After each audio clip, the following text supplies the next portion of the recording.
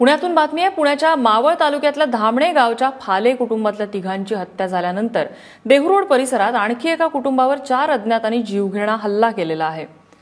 यामध्ये राणी काळोखे यांच्या डाव्या हाताची बोटं तुटलेली आहेत, 4 बोटं तुटले, तर महेंद्र काळोखे त्यांचे पती हे गंभीर जखमी झालेले आहेत। सुदैवाने त्यांचा 6 वर्षाचा मुलगा मात्र यात बचावलाय।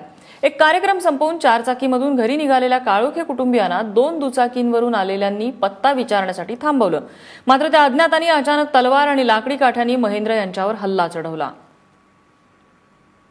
मी त्यांना ओळखत नाही, ते मला ओळखत नव्हते, काय विशेष नाही। त्यांनी का अडवलं हे मला माहित नाही। मारताना काय बोलत होते ते कोणाच तरी नाव घेऊन बोलत होते, ते मला काय सांगता येतं। नाव घेऊन विचारलं ते आहे का, मी म्हणलं नाही आहे। त्यांनी डायरेक्ट तलवारी काढली आणि मला मारायला सुरुवात केली।